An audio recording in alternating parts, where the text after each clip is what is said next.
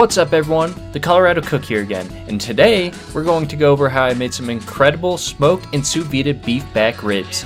Let's do it! I started off with some nice, fresh, and juicy 4-inch tall beef back ribs. I took the membrane off, which is key, because that part can make the ribs really tough and unpleasant. Removing the membrane also lets the smoke penetrate that side of the meat. After that, I gave the ribs a good rinse in some cold water, and then I dried them off. I made a coating for the ribs out of yellow mustard, white vinegar, Worcester sauce, and a splash of apple juice. I gave that a good mix, and then I applied that to both sides of the ribs. Next, I applied a rub to my ribs. I use this applewood rub, but you're free to use any of your favorite rubs that are appropriate for beef. I applied it generously to both sides. For the smoking portion of this cook, I used my Traeger with hickory wood pellets. I had it warmed up and set to smoke, which is usually between 150 and 170 degrees. Put those bad boys in and let them smoke in there for 3.5 hours.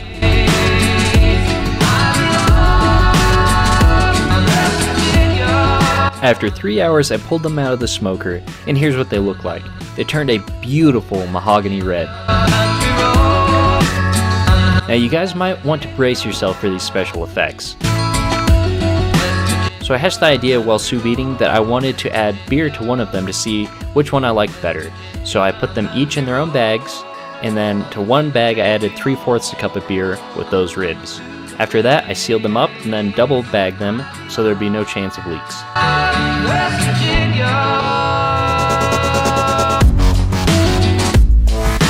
I had the sous vide set to 150 and I dropped those bad boys in the water bath, where they would spend the next 43 hours.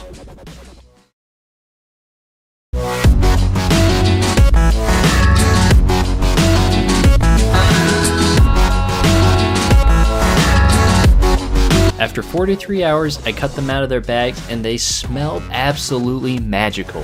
You can see they still look more or less like what they did before they went into the bags, but they were extremely tender now. Now if you remember, I was already doing an experiment where I wanted to see which was better, one with beer and one without beer.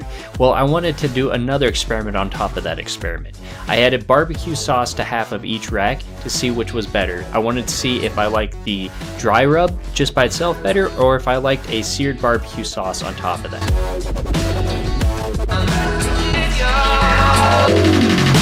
So now that the ribs were out and patted dry, I put them on a heat-safe cookie sheet. It was time to sear them.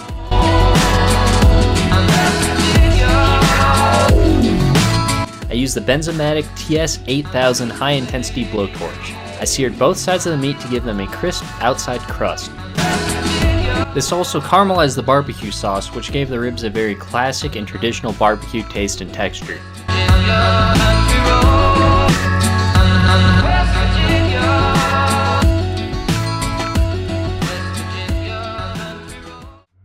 After 43 hours of cooking in the sous vide and 8 minutes of searing, they were done. What do you guys think? Should we check them out?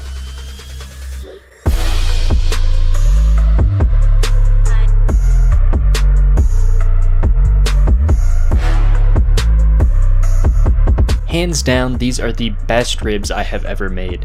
They had a fantastic smoked pink ring, and the flavor was unparalleled to anything I had produced before. They were soft, tender, moist, and full of smoky flavor.